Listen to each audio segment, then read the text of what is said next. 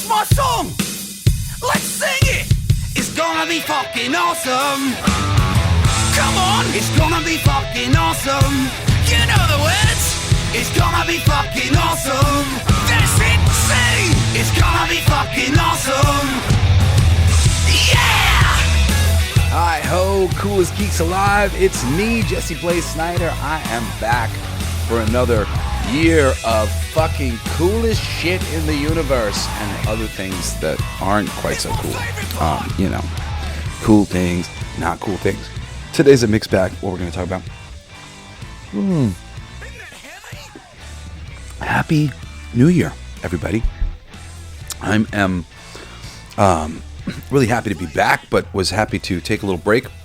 I'm taking a little bit more of a break from my All Your Favorite Bands Suck show, because right now we got kicked off of Spotify because they said I was playing too much of the music for my show. So I got to recapitulate that whole show and maybe re-record. I was planning on kind of re-recording them again anyway over time because I wanted to make better quality sound. Yeah, I'm going to go back and do that at some point, figuring out what we're going to do with that. But I'll still be showing up on Fridays and on Saturdays. Fridays is Everything They Don't Want You to Know, my esoteric wisdom show. And then Saturdays, I'm going to do a coolest pick. Like per usual, I saw a couple pretty rad movies during the break. If you want to get the jump on me, there's one called The Platform, and The Platform 2, I think it's available on Netflix. It's crazy though. I got in trouble with my ex-wife for watching it with my son, even though it was totally his idea. which is what I had to say to Patty. I was like, it was his idea. He put it on. I don't know. I don't even know about it. He was trying to make me watch the sequel first. I was like, no.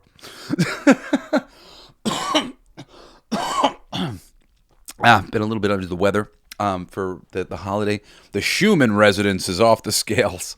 You can go look that up yourself and find out. But fucking electromagnetic frequency is really heavy. I've been sick without being sick. It's kind of weird. But I've been going to the gym still and feeling really great, getting in great shape. People say it all the time, the stupid thing of go to the gym, endorphins, and it makes you happy. And guys, oh man, I wish I could give to anybody who's not currently being active in some way the gift of the endorphins, the happiness that I get when I leave the gym.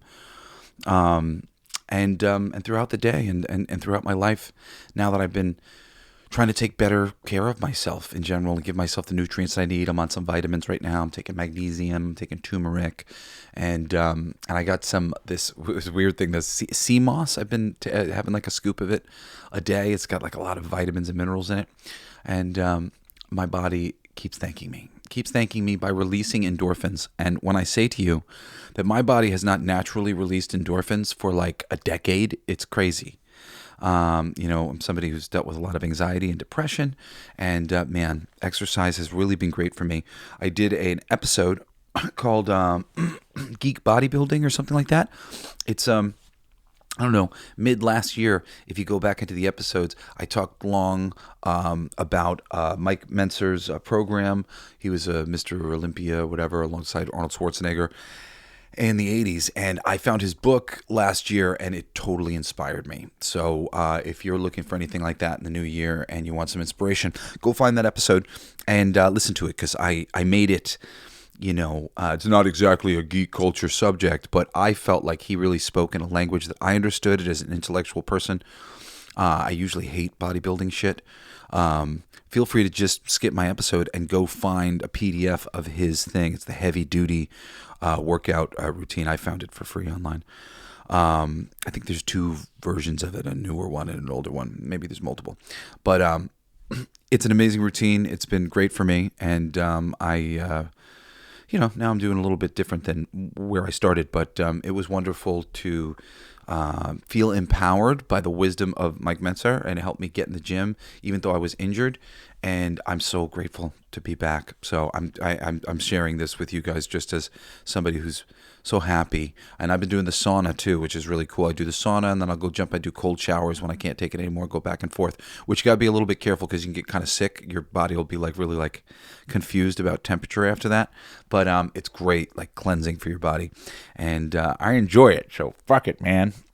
Anyway, Merry Christmas, Happy New Year, all the things. I hope you had a great one.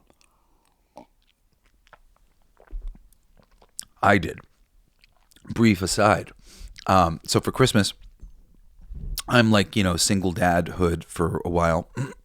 And often the holiday will get sort of cannibalized by their mom and things that they're doing or whatever, maybe that like I can't go to or would rather not go to. And I don't get them like, for like the main Christmas days. So I made up my own like extra extended Christmas holiday thing called Games, Junk, and Prizes. That's how I like to say it sometimes, and my daughter makes me say it like that. My littlest one, Parker. Shout out to Parker Pride. She's 8. And this year I did full size. I got the Floor's Lava game, or I got 3 Floor's Lava games, and I made a full size Candyland board with real candy, and we did a full size Sorry board, and then we did Monopoly with real money. Usually we play a lot more games, but this year I tried to like narrow it down a little bit, make it a little smaller, because sometimes my kids are like, how many more games are they? Like when they say that, I'm like, shut up, you're making daddy hate this. No. I like to play games. I'm a big game guy. Anyway, yeah, if you follow me on Instagram, I posted about it. I think I'm Coolest Geek JBS. You can find me there. And if you ever want to email me questions, whatever else, sometimes I'll read them on air, but I don't know. I'm just it's just one more thing for me to worry about before I do the show. So I used to try to do it, but no. If I'm really inspired by something that somebody writes to me, then I'll say it. Mostly you guys are just really like nice and stuff, so it just seemed like vanity. Like I go look at my mail and people are like, hey Jess, this is great, I agree, thanks for doing the show. All right, what am I supposed to say? Oh, my girlfriend's calling me. Hey, I'm in the middle of recording my show and you're interrupting it with your sweet phone call chime. That's okay. Oh yeah, you creeping up on me? You lifted more than 250? Oh, shit. I got to get to 300. See, my lady's calling to brag about her leg press. She's only 50 pounds away from me. That's not right. I got to get 100 pounds ahead of her. That's all right. Okay, that's all right. I did 265 when I was doing my calf press, so it's all right. She was doing one leg, this bitch. All right, I got to hang up and finish my show. Love you, baby. Bye-bye. So yeah. Life is good. Everything is going so good. Really, like with my company, with Blacklight District Studios, we're working on our magazine right now. And we've got Aaron. I had you guys go pledge to Aaron's Kneel Before Doomface on Kickstarter. And Aaron's going to have a little short in the magazine. Me and my long-time collaborator, Steve Kurth, have 3 things in the magazine that we've been like sitting on. Well, one new thing that we're finishing, but 2 things that we've been sitting on and we wanted to release. And my buddy Digger Mesh, who's like one of the biggest toy guys and most brilliant creative people I've ever met. Digger's got one of his Other Dead comics, an Other Dead Asia comic with these zombie pandas. It's fucking dope. And we're going to have a Blacklight District comic will be in there and a bunch of different extra magazine stuff. It's going to be like a little bit, 1 part heavy metal magazine and 1 part like a Maxim for creative people. So, it's going to be really fun. People who love entertainment and shit. Anyway, I'm working on that and I'm excited about that. And Dilf USA just put out their new song before the year ended. We gave an Alligator Mushrooms, working on a lot of promotion for that, working on a lot of gigs for Dilf USA. And then, doing this podcasting thing here. Oh, actually, there's one more thing, too. On the 15th, I have a collection of a lot of great music of mine that isn't online. A lot of things in particular that my kids were requesting that they couldn't find. And they were like, is this available? Is this available? And so I made this album called Lost and Found with a song called Lost and Found on it that also just seemed appropriate. And it's going to be available on the 15th, Jesse Blaze. And then I guess maybe it'll be next month that I'm putting out this other record, maybe sooner than that, called Son of a God. And it might be on the 16th. I might just promote it right after that and see if I can get it out fast enough. But I don't know. It's January 8th. It's going to see how long it takes me to finish this song. But I'm in the midst of finishing Son of a God, this one song to add to this record that I'm putting out. So anyway, it's a ton of really great music for me. If you ever wanted to check out the stuff that I do, and passionate about my music, like it's Jesse Blaze. It's my name, but I'm more of a band guy. I just sort of at a certain point, it was easier to sort of collaborate with different people who could work on whole tracks and do everything with me, and just the two of us would work. And then what do we call it? Well, I guess we'll call it Jesse Blaze. Especially after I'd done some reality shows and people knew my name, so people were like, "Well, we'll promote your name." Even though I prefer promoting Dilf USA, but I'm very proud of all this music and personal to me. So if you ever want to check out some of that stuff, you should. Without further ado, let's talk about DC Detective Comics. Now, I am a huge DC comic book fan. I've been reading the comic books essentially, well, DC's always been pretty good about collections of really classic things. So while I came in on a monthly sort of schedule with Batman during No Man's Land, for those of you that means something to, that was when there was a big earthquake in Gotham. And then I was around as Greg Rucka and a lot of people kind of similar to him did some amazing work on Batman for a little while. Devin Grayson, she's good, even though she doesn't really care about continuity or anything. And so occasionally she would do shit that would really piss me off. But the writing was great. And if you like Batman, if you get into Batman, shout out to Greg Aberback, who got me into Batman. We did a trade. What he got me into was way more than what I got into. I got him into Savage Dragon, which was like the first 75 issues. I think he still reads it. And then he got me into Batman, and he handed me Nightfall. Nightfall is the storyline with Bane, where Bane breaks Batman's back. Oh man, have they done an injustice to Bane in the films? Holy shit, that stuff is really great. And he's like this psychological villain who wears Batman down over time. One of the first things he does is he just breaks. He does a prison break at Arkham Asylum and lets all of the inmates out at once. And now Batman's running around basically trying to collect them all. And once he's like devastated from all the shit that he's been dealing with and more things beyond that, Bane shows up in the Batcave and breaks his back. And I mean, it's like, he's a smart character with muscles. He's breaks from convention.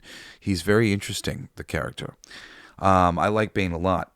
And and I've gone on to read Bane as a side character in the Secret Six book, which it's like the Bane that they've put on screen. If you saw Bane in Secret Six, it wouldn't even make any sense. Like, who the fuck is this guy? And that is the fundamental problem that you're going to see in a second. There are basically three contingents that have come out these days. You've got your comic book purists, like me, ultimately, even though I'm a reasonable comic book purist. And then you've got fans of the Snyder universe, which are sort of like fans of everybody as Batman, as far as I'm concerned. And we'll talk about that. And then there are fans of the James Gunn universe, which aren't exactly fans of the James Gunn universe because there's not exactly anything to fucking judge the James Gunn universe on that.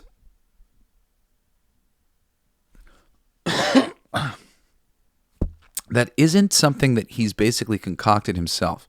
James Gunn's version of Suicide Squad was James Gunn's version of Suicide Squad. Peacemaker is James Gunn's version of Peacemaker. That Vigilante character is James Gunn's version of Vigilante. I quite like Peacemaker and Vigilante in the series, but that doesn't change that, oh boy, is he taking liberties.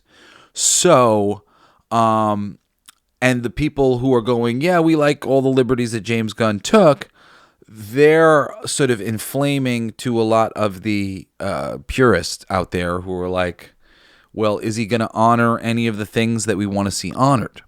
Now, as I was about to say, when it comes to Batman in particular, I went back to read so many classic stories. There's so many fucking classic Batman stories. There's a lot of classic Superman stories. A lot. And there are a ton, I mean, just so many classic multi-world crossovers and things. And the things that comic fans ultimately would like to see is a world where you've got these superheroes of differing personalities coming together and, complementing each other in the best way and elevating what they can do, and see stories that match their potential, see them overcome threats and things that are there.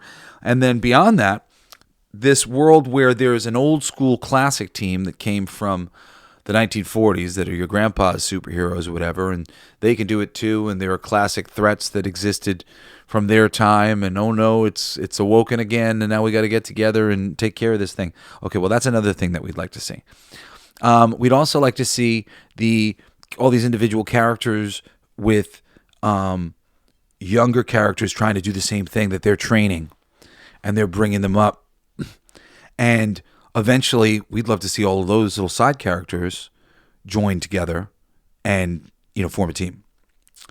When it comes to something like the Suicide Squad, what we'd, in theory, like to see is a world filled with different characters who have all sorts of different villains, and then a selection of the best villains from that thing brought together to, star in a film in a sensical way. And Suicide Squad should be approached the same way that it was approached in the comics at the time, of like, they looked at who was available and who would be interesting to have in and who could we kill, and and then they pulled some things in, and it mattered on some level, to people, and it tied you into the world and it tied you into other things. And then you get all those sidekicks together and you got a Teen Titans movie, right? And then those Teen Titans guys, they break out and they get pissed off living underneath the shadows of the thing, and they become Nightwings, and they become what's his name? What's Red Arrow's name later? He goes from Speedy, eventually becomes Red Arrow, but for a minute he is something that I'm forgetting. Anyway, we see growth, and then we see them become a team of outsiders doing their own thing, graduating into another tier of superherodom. We see the building of character and the building of threats over time. With Superman, there were stories, things like, Whatever Happened to the Man? What do you get for the man who has everything? By Alan Moore, which is like a really, really amazing story. They did an incredible animated adaptation of it on Justice League. Justice League is the friggin' goalpost that they should have been aiming for this entire time. Justice League, the animated series, is the answer. Unfortunately, I don't think Bruce Timm is the person that he once was. Maybe Paul Dini still is. The writer, Paul Dini's brilliant. Read a lot of Paul Dini Batman comics at that time. Dan Slott, when he was writing the Batman animated series. Loved Batman. Batman is pretty easy to get done right. Things that we want to see in Batman, for instance, is we want to finally see... we kind of got to see Robin in Batman Forever, but nobody likes that because it didn't legitimize it in any real way. It didn't make it... I don't know. It's definitely missing something. That portrayal, with Chris, it could have been cool, but they didn't quite nail some of the aspects of it that I think a lot of people would care about. So we'd like to see that, and we'd like to see Robin fall in love with Batgirl, and like a film where some of the foundational elements of Batman were executed well, and time moved forward and whatnot. Like any of these things were put into place, it'd be amazing. Barbara Gordon is Batgirl. That's Commissioner Gordon's daughter. She eventually gets her spine shattered by the Joker in The Killing Joke, which would be another wonderful Batman story, another wonderful story from the DC universe to adapt. And she goes on to become Oracle. I'll tell you what Birds of Prey film was missing. Oracle. The whole reason why I read fucking Birds of Prey was because of Oracle. Not because there was a bunch of girls doing girl power shit, because Oracle was doing something really meaningful and cool. She was paralyzed, and she became this computer person who could be like a really good number two to an agent, and she basically selected Black Canary and went like, I'm going to be your person. And I loved that. I loved so many aspects of that thing, and it grew over time. And the Birds of Prey comic was excellent. That stuff would be worth adapting the way it's meant to be adapted. Later in the comics, you've got Robin rejecting the Robin persona, leaving Batman and going off to be Nightwing, going off into his own, the Bloodwing. The Bloodhaven is where he goes. He goes to his own city near, like outside of Gotham, and his city's just as bad, and it's got all sorts of problems over there too. And Nightwing becomes the hero of that series. Tons of great stuff to adapt there. Meanwhile, Tim Drake shows up. Oh, sorry, I skipped ahead. Meanwhile, this orphan's stealing the wheels off the Batmobile, this kid Jason Todd, and Batman takes him in, but he's kind of an angry Robin. It was like them trying to make like a cool Robin at the time. And in general, people didn't really like him. Like they just sort of like, eh. So people were split on this Robin, and there was a vote to see if he would be killed. And ultimately they decided yes, and he was beaten to death with a crowbar in an issue of Batman, A Lonely Place of Dying. That's amazing comics. We would like to see these things freaking adapted. Then you've got Tim Drake, who basically sees that Batman is getting darker and darker. He doesn't have a Robin anymore. He's just by himself, and he's just devolving into something, darker and more brutal than he's been in the past. And he detects who Batman is, and he, basically shows up and goes, I'm your new Robin. You need a Robin. Batman needs a Robin. And I'm it. And all of these guys, these three all kind of represent a different aspect of Batman. There's a certain criminality in Batman, and Red Hood definitely represents that. There's all this acrobatic, physical prowess, this bringing your body to the peak, and Dick Grayson represents that as, this acrobatic orphan.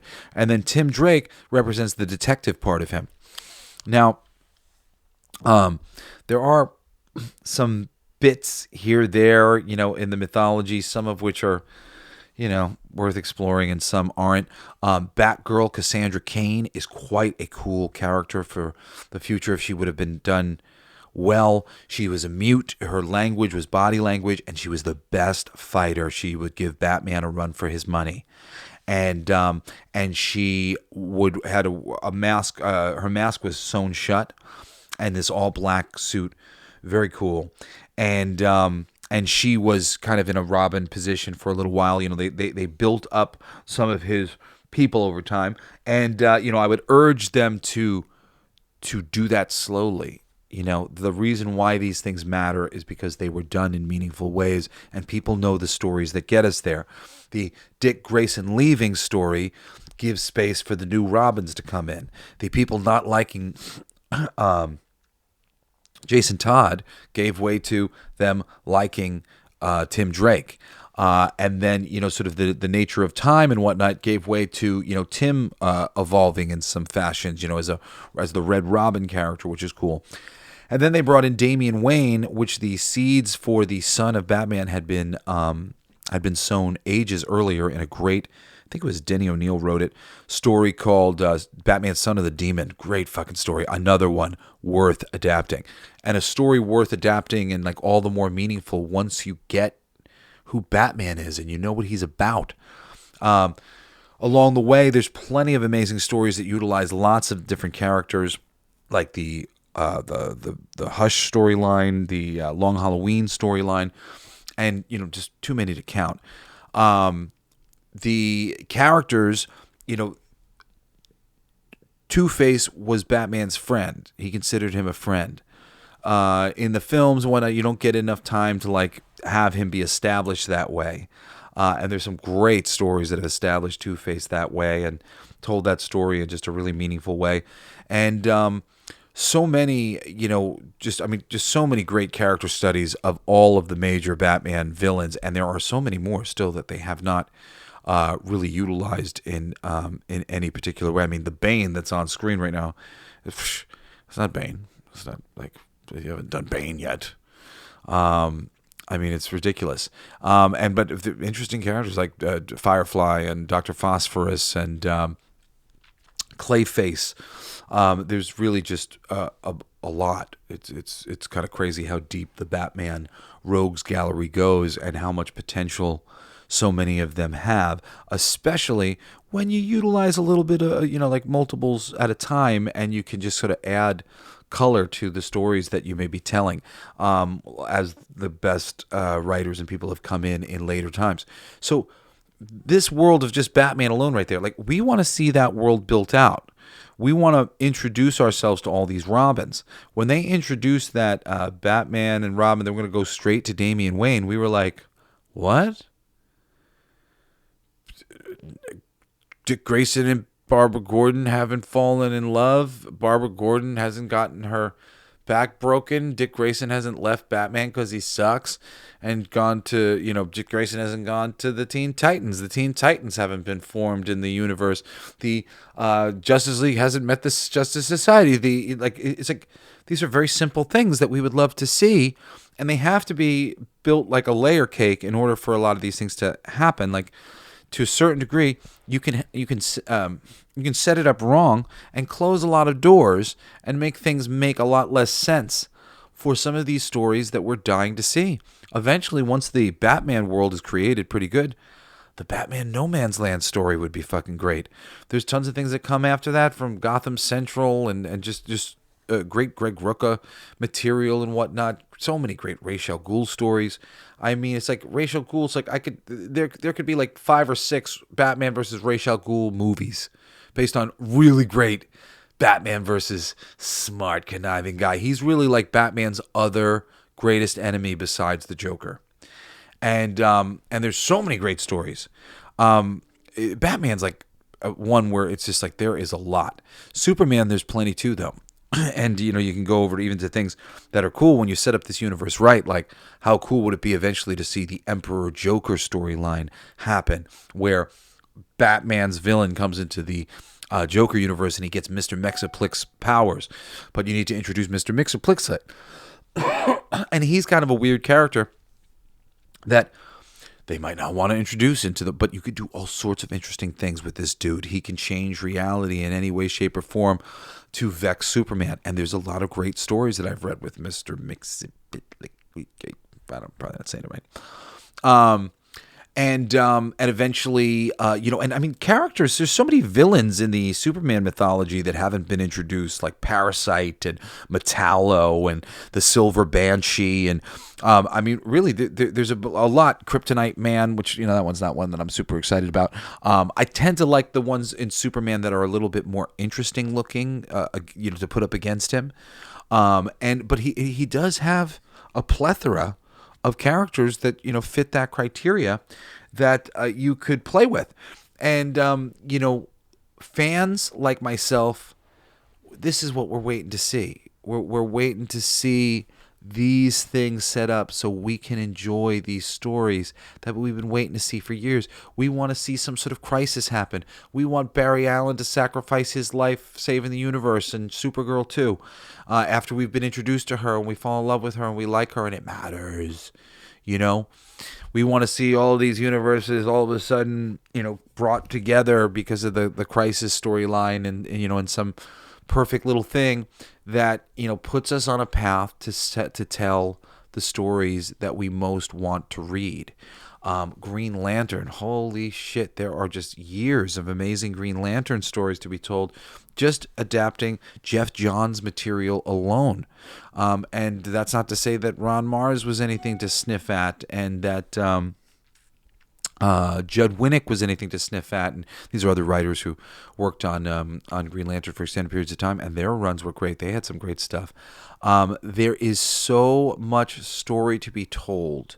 There are so many characters. The Flash has a most amazing rogues gallery. The fact that we still don't have any of it on screen, it's like, it's just like a crime. There's so many cool side characters and side bits that are interesting in the DC universe. It's very strange that James Gunn didn't decide to start building out the Dark Justice League, the Justice League Dark, with Detective Chimp, and because they've already got Hellblazer successfully through Keanu Reeves. Could have did Swamp Thing, and Wonder Woman could have been brought into the fold there in one way or another, because she's got mystical sort of things. And they introduced some more of the characters that are big in the Justice League Dark, like Zeta Anna, and you could really be cooking with some gas. And I think Zeta Anna could be popular, could actually be successful. There's so many things that could be successful for them in the comics, but the doors have to be kept open, and the people who are doing these things have to be aware of what they're doing. They have to be aware of the universe of possibilities that is being offered to them before they scale it down into the film. Because trust me, that's what they're doing when they do this. They're scaling it all down. So before they scale it down, whoever scales it down needs to know what they're scaling down. And I will tell you, the main problem for the purists like myself out there is they don't fucking know what they're scaling down. So they scale it down and they just kind of shut a lot of doors. And people like me go into the theater and we go, oh my God, did they seriously shut all these fucking glorious doors right now by making this or doing it like this or doing it like that? And, the details of what the doors they may be shutting don't matter. But I have one really, really good example, actually. Sort of the most universal example. DC, I wouldn't say it's necessarily DC, but Warner Brothers, and maybe there's DC too, have always had this sort of like big brother that acts like a little brother complex with Marvel, because Marvel was the little brother that did it better than them. Marvel's application of their superhero universe was that it was all interconnected before DC's was, and that it was the world outside your universe. These people didn't live in Metropolis and Gotham. They lived in New York City. There it is. They're like us. They're living like we are. And that was a real magic sauce for the Marvel universe and the popularity that's had. Also, their heroes are a lot more flawed. They are people usually with one or two major flaws in their personality, but despite their flaws, they are going, the extra mile. At DC, it's a little bit different than that.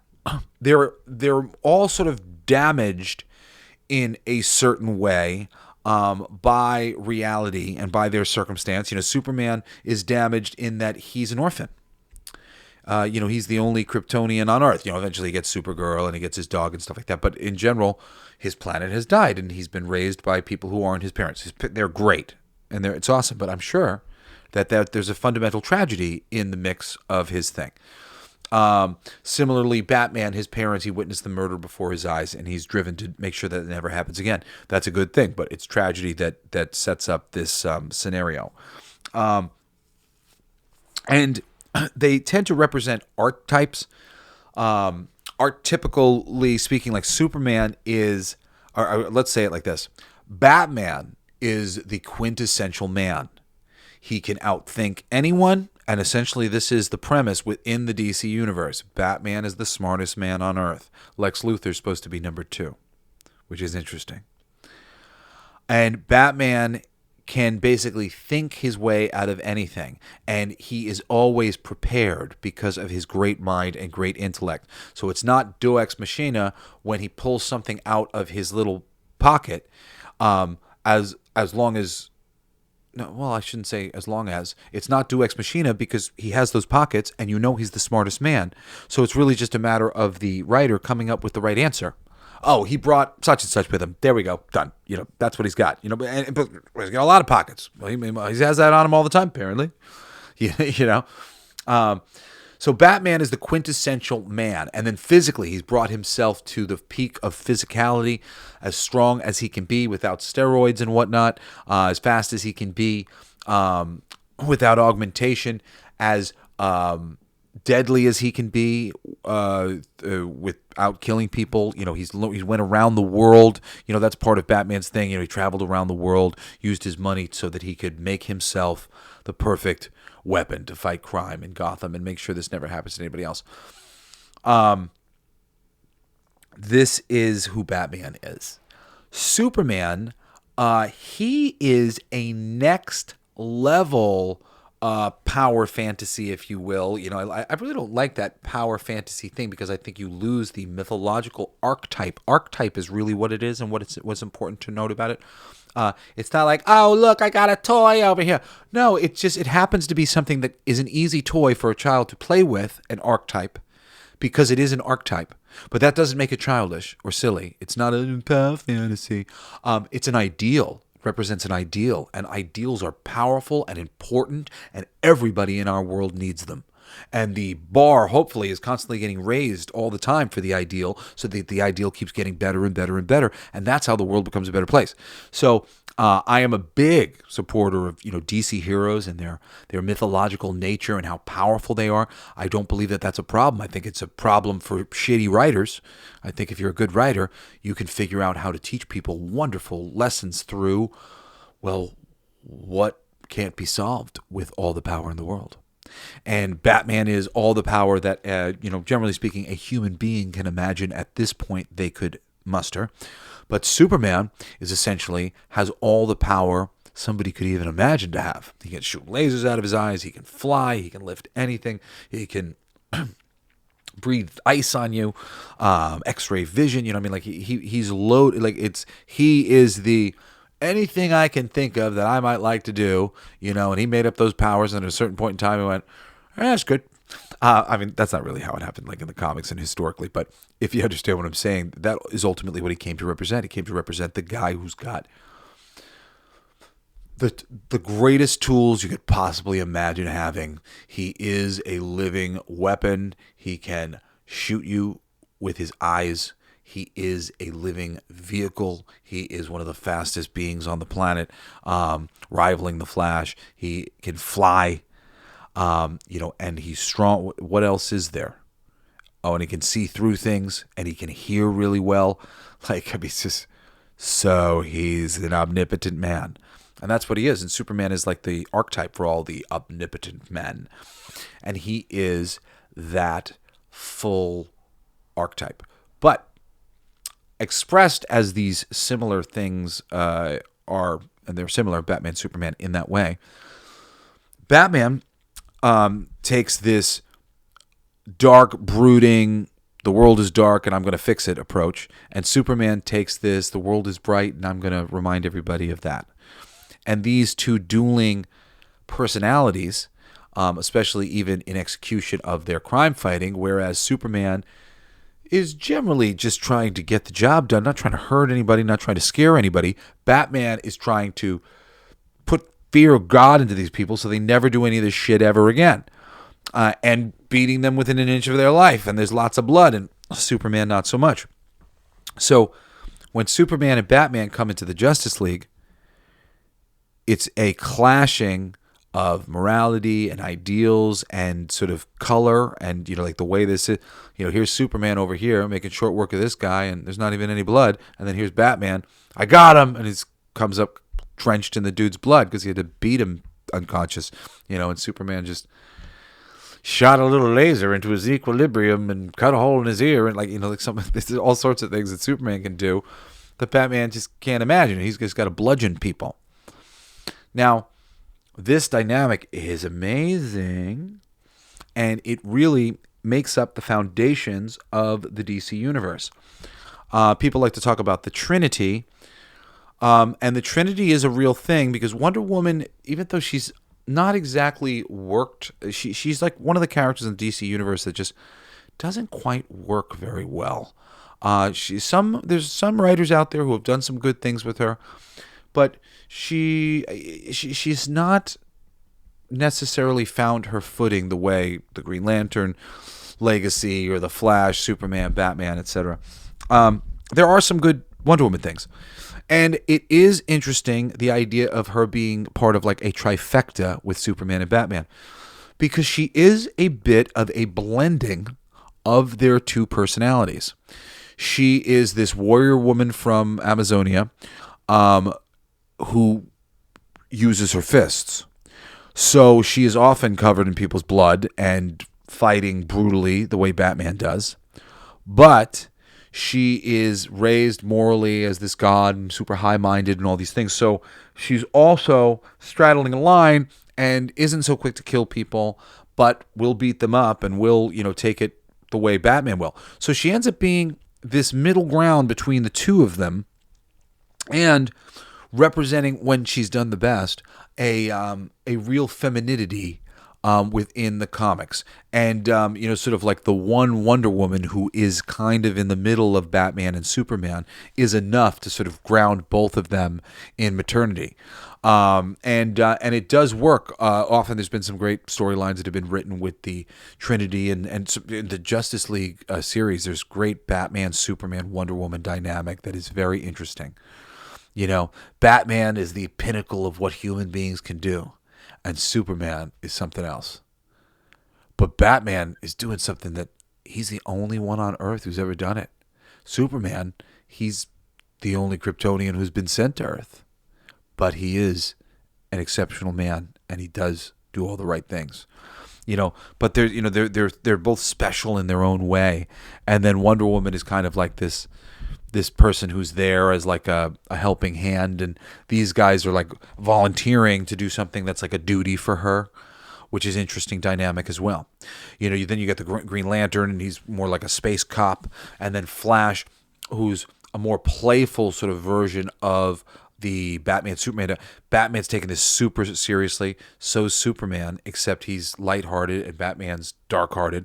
And then you got the Flash, who's like a pedestrian compared to them, especially when you get Wally West later. Even though he's the Flash and whatnot, he's basically the next superhero.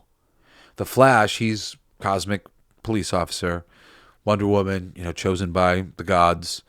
Batman and Superman, it's this like thing that they're driven to, this calling or whatever. And Wally he's got these powers, and he's going to go join in, and he's a good guy. He's got a good heart. I mean, Barry, same thing. But he kind of makes the first like everyman superhero, and that's how he's been played best in the comics. The bringing Barry Allen back was a big mistake. Wally West had gone over very well with the fans. The death of Barry Allen was meaningful. There was no need to erase it, and bringing him back just made Wally redundant.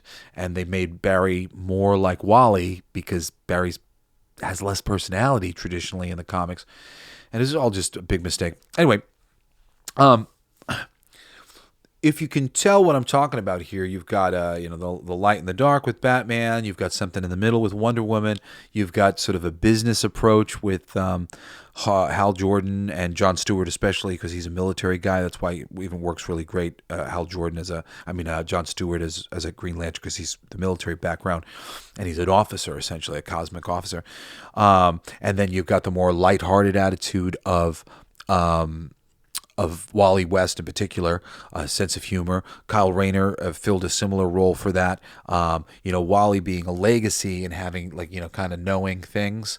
He knows the inside baseball. He was on the Teen Titans, he's been around. And Kyle, he doesn't know shit. He just got a ring from the cosmic whatever, and he's like, oh fuck these superheroes.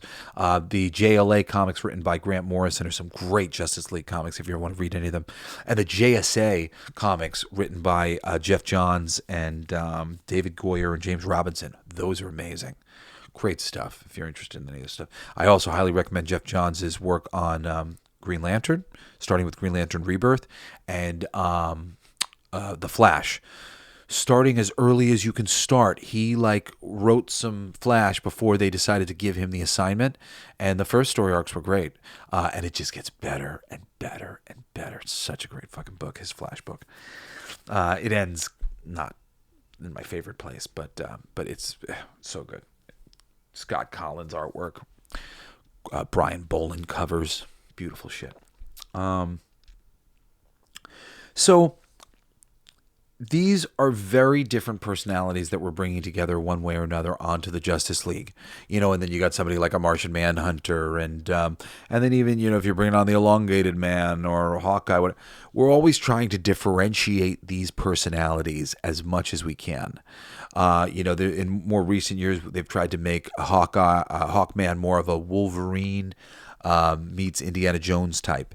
And it's been working pretty cool with his reincarnation background and stuff, and sometimes been done really well. And this thing is because not everybody can be Batman. And Warner Brothers and DC, sorry, especially in film, their answer to everything has kind of been like, make him more like Batman. The Man of Steel movie, which of course has its fans, one of the big components out here in this conversation is that there's a lot of Snyder Cut fans.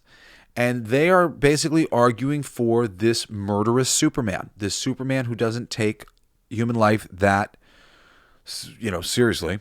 Well, obviously he killed a Kryptonian at the end, but he's busting through buildings. There's so many things. In the Batman versus Superman movie, he's freaking messing around with his girlfriend in the bathtub while he hears things going on nearby. Bad things are happening, and he just lets it happen. And that's not Superman. That's not hopeful. That's not optimistic. This is the brooding world of Batman. So making Superman and his world more like Batman and his world, it's a very bad foundational idea, because everything is based to sort of lean against each other on the publishing stands. And this is part of the magic of why the Justice League is so great when they put these things together. Because Batman and Superman are already on the shelf. And when you see that the Flash's sales are slagging, and you're doing like a rearrange, and you're like, all right, let's kill Barry, and maybe let's upgrade Wally to the new Flash, and maybe make the book more about legacy, and see if that's different. And, he's got a sense of humor. He's a kid. It'll be kind of like a funny superhero book, kind of more like Spider-Man. Oh, that's great. That doesn't interfere with the ground being covered by Batman. It doesn't interfere with the ground being covered by Superman. Awesome. Okay, so we got Hal Jordan. Yeah, he went off the deep end. Let's bring in this other character. He's an artist. He doesn't want to be a superhero, but he's got this ring because he can overcome this thing, and he's this fear, and he's got something in him that's important, and but he's really not your typical guy, and he feels just sort of like, I'm wolf in sheep's clothing, not wolf in sheep's clothing, but like Danny Zuko on the track team, like I don't really belong here. Fish out of water. Okay, that doesn't interfere with Batman. That doesn't interfere with Superman. That doesn't interfere with the Flash. Okay, that's another different personality. All right, flashing forward, Jon Stewart, he's a military man and he's a space cop. Okay, that doesn't interfere with the other characters. Okay, now we've got Guy Gardner. He's a bit of an asshole. He's tough, but he's a space cop. Okay, cool. That doesn't interfere with the other things either. But granted, Guy Gardner is a little bit more of the Batman, but he's a bit of a doofus. He's somebody where he doesn't get it right all the time, and so he's not quite Batman. He just likes to think he's Batman, and that's a difference in personality. And having Batman exist in that world, and having people read Batman comics, when they read him trying to act like he's Batman and getting clowned by Batman, like in a classic episode of issue of Justice League International, where Batman doesn't like what he's saying. He's like talking shit, and Batman cold cocks him, knocks him out with one punch. And because he's just a dude at the end of the day, and when he's not using his ring, and that little differentiation of like who in the pecking order is who. Batman is Batman. And then, sort of like the Superman is Superman, and then the tiers are built around there, and the tiers matter in so many ways. This is why people are, sitting around the water cooler at the comic book store, talking about who would beat who and what would happen if this, and for years and years and years, because there's been a certain amount of a hierarchy that's been honored, right? Now, in general, in the Justice, like you see the Justice League, man, and to some degree, it's like everybody's Batman. Wonder Woman's Batman. Superman's Batman. Flash is a goofy idiot. Cyborg's Batman. I'm Cyborg, but I'm Batman. I'm serious about this. Cyborg. We're going to do some stuff. Cyborg. Granted, there's a little bit more personality and whatnot, but again, the world that they're living in is Batman's world. It's Batman's world. You're just living in it. So I will tell you right from the beginning, fans, purists like myself, were devastated when they saw Man of Steel, because we were waiting for the time where the world of Christopher Reeve's Superman was going to be introduced into the larger world of superheroes, and the clashing of tones between Batman and Superman would take place, and the clashing of tones between all the different characters would take place. That's not what we got. We got a total DC Universe tonal change to make it more like the tone of Batman. Ultimately, because Batman was so successful in the films and all the things. And what do we really have like to show for like in the films? We got the original Superman movie, which is great. Then you got those 3 travesties after it. You've got the original Tim Burton Batman movie, which is good and turned a ton of people onto Batman. But as my mom once said, Batman's the least interesting part of his movies. And she's absolutely right, because they've never gotten the thing that he's a maniac, that he's dedicated to this thing. It's not. They always make it about his love life, and his love life is like the least important thing in Batman. I mean, like half the Batman comics I've ever read, they don't have a love life component.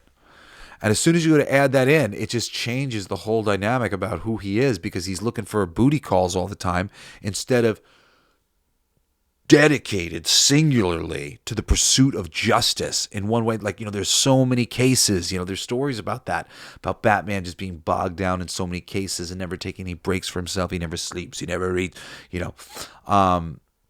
it's a bummer that we've never been able to get that Batman on screen.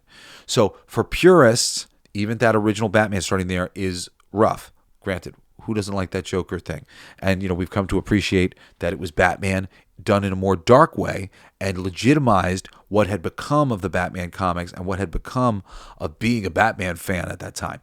So that was cool. You get the second flick, which I like that one maybe even better, even though it's funky and weird, but it is interesting. There's some interesting elements that are brought to it. The grotesque nature of Tim Burton's kind of work on some of this stuff, I think it just helped add a little bit of influence in the comics to make these crazy bad guys as crazy and dark and sick as possible, and let them represent the mental iconography and mythology of the mind, and that was Batman was fighting the mind. He's fighting his own mind too. So this whole universe, and granted, they changed gears for Wonder Woman. Wonder Woman's movie is a little bit more hopeful. The tone of Suicide Squad is different, but the tone of Suicide Squad is not matched to the tone of the comics, really, and isn't really honoring much in the comics, and didn't really bother to do Suicide Squad right, which would have been introduce all these villains in films that matter to us, and then do Suicide Squad so that the villains matter to us. So, I mean, the whole approach to it is really disappointing to me. I know that the films have their fans. I do like the second one, but I also kind of find it a little forgettable or a little like unimportant to me on some level. It's like it doesn't mean anything to me because it's not really based on anything that I care about. Even though it is a little bit. And the first one, I mean, all I have to say is I would love to see the David Ayer cut, the director's original cut of the movie before Warner Brothers gutted it because of the reaction to the trailer, which was all bubblegum pop, and they were trying to race to chase Marvel. So, I mean, look, I agree, for all of you people who are Snyder Cut fans out there, I agree that it would have been, once you were committed to this fucking Snyder universe, and if you decided you wanted to do this dark thing, would have been better to just fucking stick to your guns and stick with it and allow it to take a course. And if people warm to it over time, you could freaking switch some gears and stuff. You could adjust some things over time. But like, you didn't have to like gut the whole thing. They've been going, we don't know what to do. Cancel this, start this, try that, and that whole thing, that is just a recipe for disaster. And part of them making everybody more like Batman, making the tone of everything more like Batman, is Batman's working for us. This is panic decisions. We know how to do this. Let's keep doing this. Let's make it more like Batman. But this is a huge mistake.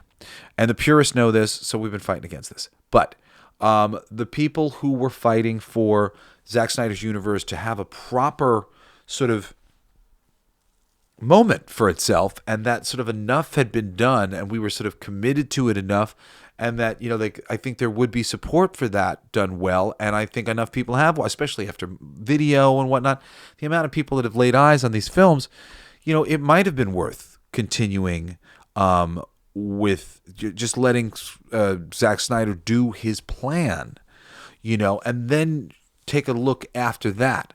Granted, There's a lot of money that was put into the thing. I understand that people's jobs are on the line, and all these things were just thought about and rushed in the first place. So it's very frustrating for purists like me, because we're like, man, fundamentally from the very beginning, I think you fucked it up. But, there are some things that are positive about this, and maybe it could have been cool if it was just given more time and if the studio wasn't involved more. So yeah, that could have been cool maybe. But you have to understand, foundationally, from the very beginning, that Man of Steel movie, as much as you may like it, it really does fuck up the DC Comics universe, which to some degree is sort of like, it's the Superman universe.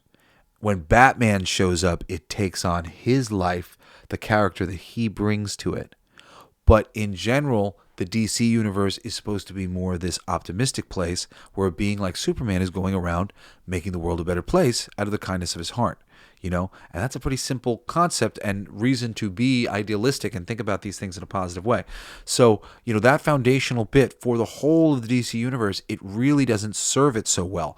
If you were going to do what, has been said, the video game universe where Superman's Lois Lane gets killed and he kills the Joker, and if you were going to do that, you really needed to prepare the audience. You needed to call it something instead of Man of Steel. You needed to key us into the fact that it was this Elseworlds thing. It would have been easier for the audience to accept it that way. It was really easy for us to accept the first Joker movie.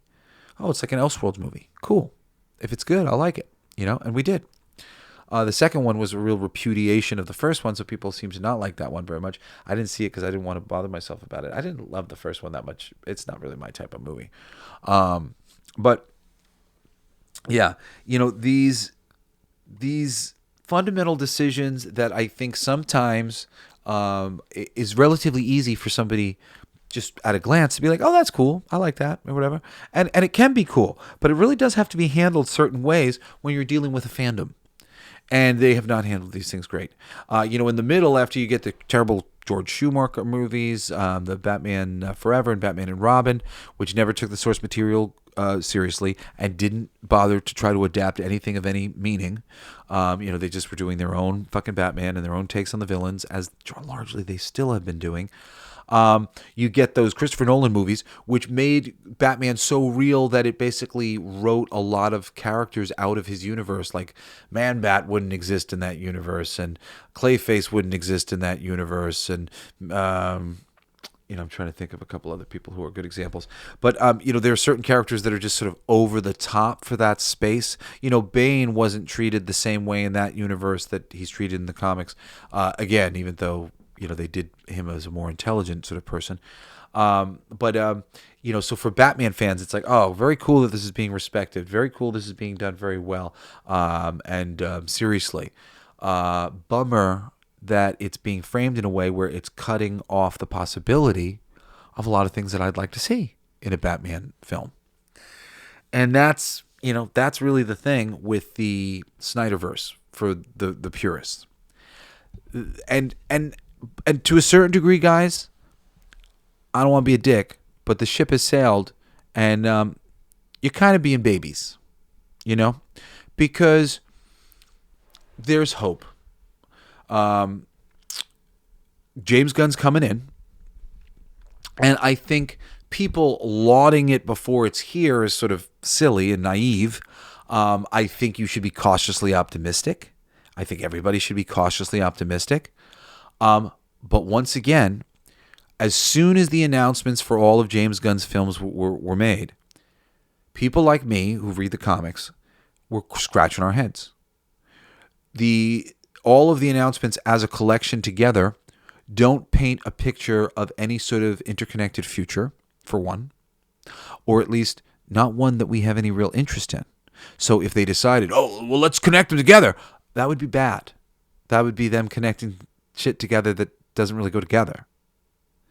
If I saw a shitload of characters from the Justice League Dark book, I'd go, oh, cool, they're setting up for Justice League Dark, and there's some cool storylines that they could tell there, and that's really cool, and those characters together is neat. But No, there's no Zat to add and Detective Chimp to go along with the Swamp Thing. It's not like, hey, let's play in this area of the universe.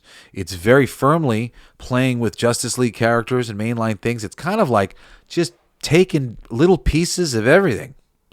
And, theoretically speaking, you could do little pieces of everything, do them all different, and then it could eventually tie them together in a Crisis on Infinite Earths kind of thing in a positive way, maybe.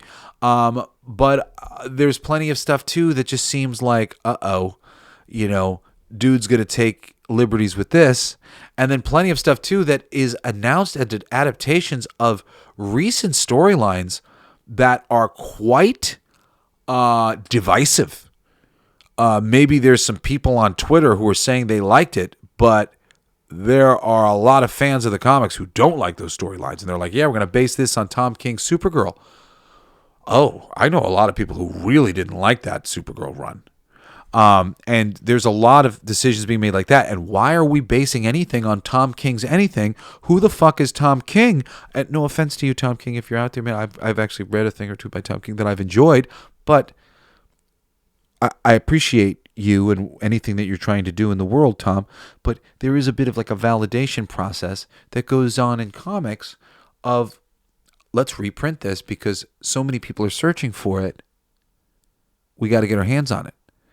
And I'm sure that it was well ordered at the time, but before that Supergirl thing is greenlit and rushed into thing or whatever, it should be like the clearest fucking hit under the sun, and it's definitely not that. And it should have a moment to prove that on the stands, that it matters, especially jumping ahead of other Supergirl stories and runs and things that I would like to see brought to life. There's various incarnations of Supergirl that I've enjoyed. Read a lot of. I like Superman. I like Supergirl. I like Superboy. I like Batman. I like Robin. I like Nightwing. I like the Flash. I like Kid Flash. I like Impulse. I like Green Lantern. I like Lobo. I like the Justice League and the Justice Society. I like the fucking Challengers of the Unknown. I like so many of the concepts in the DC universe, and there are so many, and there's such a wonderful world that they have built, and there's no reason not to honor all of us, honor all the white people first, then honor all the other people. Like, and I'm not saying that like, just in general, some of the first wave of some of these things, yeah, they're white characters, but do it. Honor them. We've been waiting. And it's not about them being white. They're representations of good. Honor the representations of good in the order that they are meant to be honored in, so that they continue to hold all of the power and meaning that they hold. Without Batman, there's no Nightwing. Without Superman, Batman's not as fucking meaningful and cool. Without Batman, Superman isn't as meaningful and cool. You are the best thing about you is how you're not everybody else. And that's the best thing about every one of these characters. They're not everybody else. And they need to be their own unique characters. They can't just be reinvented from square one every time. A really good DC and Marvel Comics universe is written and drawn by artists and writers who have been paying attention and have noticed the subtle but important differences between all of their characters. And a DC universe that brings out those differences the best will be a DC universe that will make Snyder fans happy, will make James Gunn fans happy, and will make comic book purists like me happy too. I've been chatting about it for a long time, so I'm gonna wrap it up, or start to wrap it up. But James Gunn's people, I will say to you guys, slow your roll. We hope that it's great, but he hasn't been honoring a lot of the comic book purist things. It may be great despite that. It may be his own unique take on these things, and great. That's cool. But if we're talking about it in speculative terms, lay off the comic book purists who's sitting there going, well, man, the fucking foundations of this are really worrisome to me, but I hope. We should all be just in a state of I hope. And, any Snyder fan is going, because they're mad about the Snyder thing. And that's cool. That's understandable that they're mad about it. And them going, nah, I don't like this. I like the other costume better, whatever. That's fine. It's minor gripes, and it's like really not like, don't go yell at them for being sour grapes or anything. They like that. They were enjoying it, and then they went, somebody changed it, and it's a bummer for them. And now these other people, they've got hope about James Gunn. They love Guardians of the Galaxy. They love some of the other movies that he's made, and they're like, this could be really great. But a lot of those people in the James Gunn camp, I mean, some of them are just really sweet, earnest comic book people who just want to see something good happen with the stuff they love. But a lot of them are also people who don't read, and they don't care, per se, if James changes any of these things. They like Peacemaker and they like Suicide Squad, so they're into it because they like James Gunn and they like movies, and these movies were ones that they liked and they were colorful, and I get that. That's cool too. But the comic book purists are going to be harder to please. And similarly, if you don't please the comic book purists, the Scott Snyder fans are just going to like shit all over you using the talking points of the comic book purists. But it's anybody's game here. If you manage to do some amalgam of James Gunn, and there's a totally chance that he can. This is supposed to be like an early Superman movie as far as like we're told or it's explained to us kind of thing. And then I'm hoping part of it is in flashback, part of it is him like being kind of young, whatever, and then part of it is like the future today, and like there's more superheroes and stuff. Because I would rather see Mr. Terrific introduced years later, the way he's introduced in Justice Society, and like I'd rather see all these things play out the way that I loved seeing them play out the first time. And I think everybody else would love to see them play out that way too. And I think it's going to be much harder to get people in to see your movie if we know that the things aren't playing out the way that we've hoped. And then we're going to tell people that we're not excited. And then those people are going to be like, well, my friend's not excited. But when we're excited, the energy spreads. And then we're all excited. Everybody's excited because we were excited. I don't know. Jeff seems excited and he really loves this stuff. Maybe it'll be great. And then they go see the movie. I mean, that's what happens when these things bubble up to the top and they're really billion-dollar films. It's because you please the people who really mattered. You please the tastemakers. You please the people who are the hardest to please. And that is always worth your fucking time. So I hope that they're trying to do that. I wanted to, explain the rift, here between all of these factions and all their understanding, and why ultimately the comic book purists still aren't satisfied, because we have gotten very little comic book accurate adaptation of anything. I mean, Wonder Woman, I guess, is like the closest thing. Aquaman was kind of, but Aquaman's like, I don't know. Aquaman's all right. I mean, like, what have we gotten? Like what have we gotten from DC that is a really real and good adaptation of a comic book that DC has put out? Write to me at Jesse Blaze at jessesnider.com. Because off the top of my head, I'm not thinking of anything right now. I mean, other than there's been some animated things that have been done that have been great, but I'm talking live action. Please, if you have any good examples, send it my way. Maybe I'm forgetting off the top of my head. I didn't write a list or anything before the show. Anyway, I love you guys so much. Thanks for joining me to talk about this. I'm going to be probably talking about the platform this weekend for a coolest pick. It was really cool. But I love you. And thank you guys for giving me my new job. My new, what do you do for a living? I podcast. And I'm looking forward to podcasting so much in the new year. I'm going to be running a contest for all of you guys who listen to all of my shows. I haven't figured out what the prize is yet. I'm trying to get a really good prize, especially just because even if it's just like the 4 or 5 of you who like have reached out to me saying, I listen to all of your shows, because I do 3 different ones, the music show, the esoteric wisdom show, and this one, plus the Saturday shows. And, you guys will be in the running, or anybody else who hears this who wants to get in the running for the prize. I want to make it, worthwhile, that maybe you'll check out some of the other shows. So I'm working on a prize. Probably going to be running the contest like in February or maybe March. But yeah, it's my thank you to you. Like I said, I'm working on a really cool prize. Maybe it'll be like 3 prizes, and there'll be some sort of like, password or something that you have to get the word from each show and put together the sentence, and whoever sends in the first email or whatever, I don't know. Well, I'm going to figure it out and we're going to do it. But it's going to be my thank you to you for listening to my show in general, and for those listening to all the shows, and a good little way to helpfully promote everything. But it's going to be, whatever it is, it'll end up being a good prize. Anyway, I love you guys so much. Happy fucking New Year. It's a great one. I can feel it. It's going to be a great one. Even though it started off a little sick. I'm sure you're out there feeling the same thing, the Schumann resonance. Look into it. It'll make you feel better. Because it's been like fucking gravity's increased or something. But yeah, man, life is good. And 2025, I've got a feeling it's going to be one hell of a earth-changing year. I know it will be for me. I hope it will be for you. Care Bear stare to you all. It's going to be fucking awesome, everybody. I love you. I hope you'll join me again next Wednesday and this coming Saturday for another fucking awesome episode of the Coolest Geek Alive. I love you guys. Peace out. You've been listening to Coolest Geek Alive with me, your host, Jesse Blaze Snyder. Don't forget to rate, comment, and subscribe for more excellent geek culture content. Thanks for listening.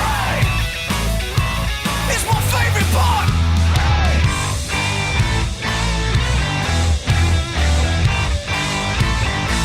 Isn't that heavy?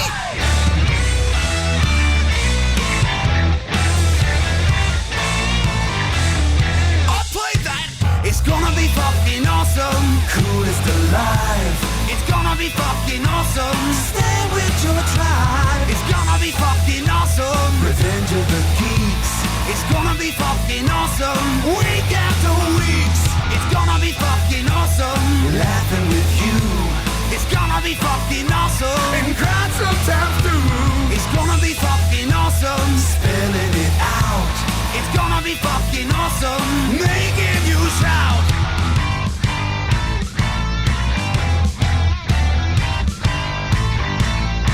I'm a genius.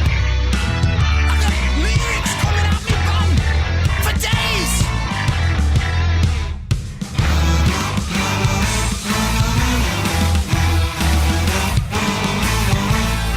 You like that? It's a kazoo solo.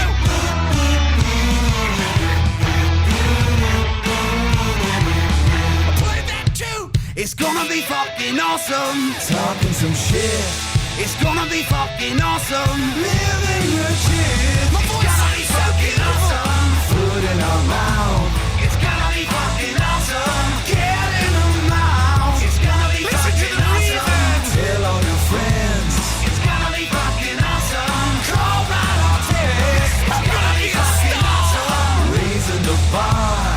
It's gonna be fucking awesome. Straight to the stars. It's gonna be fucking awesome. It's starting soon. Straight to the top of the awesome. Passing the moon. It's gonna be fucking awesome. On with the show. It's gonna be fucking awesome. Ready, set, go. It's gonna be fucking awesome. Fucking awesome. It's gonna be fucking awesome. Just wait. You'll see. You'll all see. The podcast plays